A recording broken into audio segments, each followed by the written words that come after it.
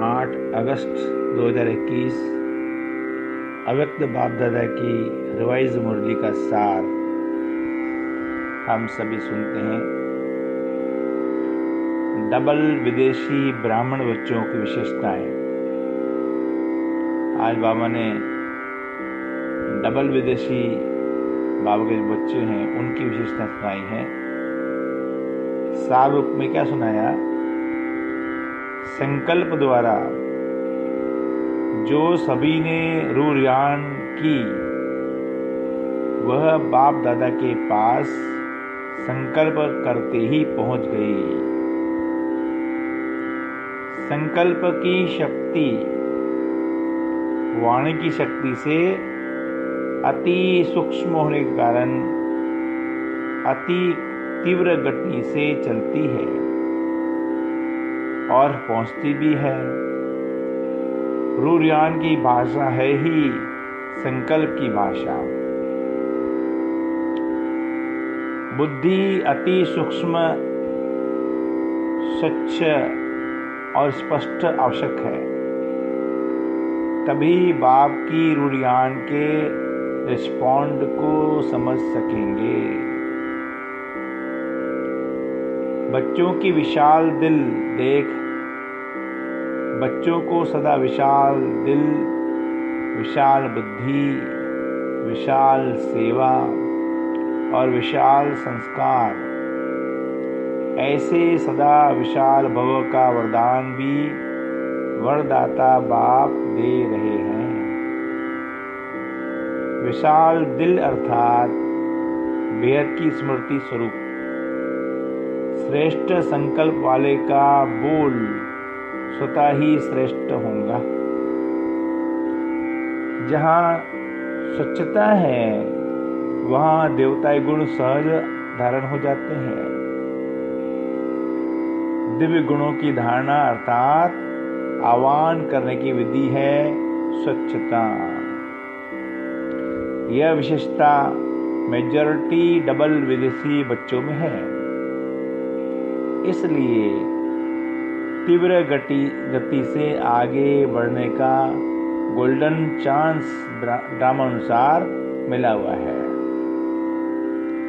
सेवा में लग जाने से एक तो सेवा का प्रत्यक्ष फल खुशी की भी मिलती है और सेवा से विशेष बल भी मिलता है।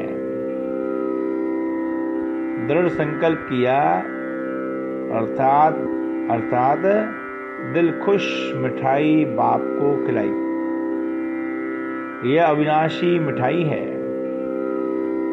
स्थूल भोग तो जो चाहे लगाना, लेकिन मन के संकल्प का भोग सदा दिल खुश मिठाई का ही लगाते रहना। बाप दादा सदा कहते हैं कि पत्र भी जब लिखते हो तो सिर्फ 2 अक्षर का पत्र सदा बाप को लिखो। वो 2 शब्द कौन से हैं? ओके। ओ जब लिखते हो तो बाप का चित्र बन जाता है ना।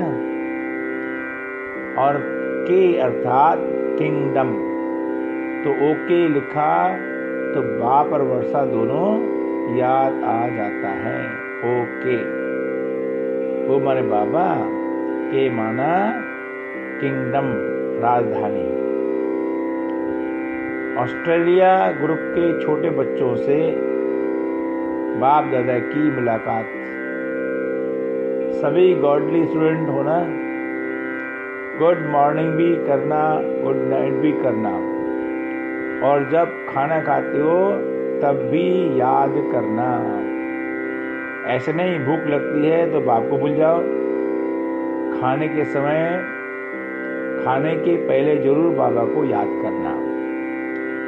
याद करेंगे तो पढ़ाई में भी अच्छे नंबर ले लेंगे, क्योंकि जो बाप को याद करते हैं वो सदा पास होंगे, कभी फेल नहीं हो सकते। रोज मुरली की एक पॉइंट अपनी मम्मी को, माँ को जरूर सुनाओ। रोज मुरली के एक पॉइंट अपनी माँ को जरूर सुनाओ। जो भाग्यवान हो, बहुत भाग्यवान हो, जो भाग्य विधाता की धरनी पर पहुंच गए।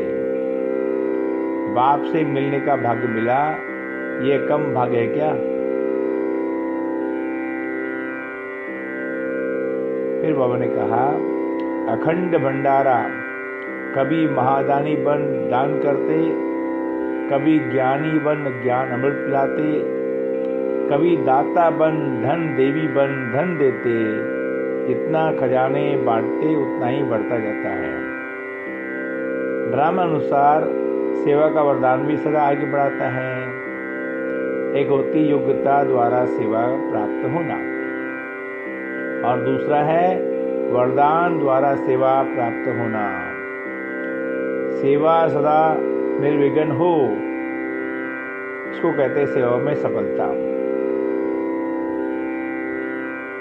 स्नेह का वरदान भी सेवा के निमित्त बना देता है।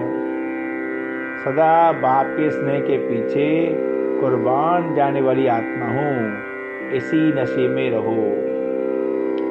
स्नेह ऐसी शक्ति है जो कोई भी बात मुश्किल नहीं लगती। हर कदम में बाप का साथ का अनुभव करने वाले हो ना। सेवा तो श्रेष्ठ ब्राह्मण आत्मा के पीछे पीछे आने वाली है। सेवा के पीछे आप नहीं जाते हो, आपके पीछे सेवा आती है। फिर वरदान है, मनन शक्ति द्वारा हर पॉइंट के अनुभवी बनने वाले, सदा शक्तिशाली, माया प्रूफ विघ्न प्रूफ भव। मनन शक्ति द्वारा हर पॉइंट के अनुभवी बनने वाले, सदा शक्तिशाली, माया प्रूफ विघ्न प्रूफ भव। तो ये बाबा ने हमें क्या दिया? वरदान दिया है। जैसे शरीर की शक्ति के लिए पाचन शक्ति व हजम करने शक्ति आवश्यक है, ऐसे आत्मा को शक्तिशाली बनाने के लिए मनन शक्ति चाहिए। मनन शक्ति द्वारा अनुभव स्वरूप हो जाना, यही सबसे बड़े से बड़ी शक्ति है। ऐसे अनुभवी कभी धोखा नहीं खा सकते, सुनी सुनाई बातों में विचलित नहीं हो सकते। अनुभवी सदा संपन्न रहते हैं, वो सदा शक्तिशाली, माया प्रूफ विघ्न प्रूफ बन जाते हैं। स्लोगन है, खुशी का खजाना सदा साथ रहे तो बाकी सब खजाने स्वतः ही आ जाएंगे। अच्छा,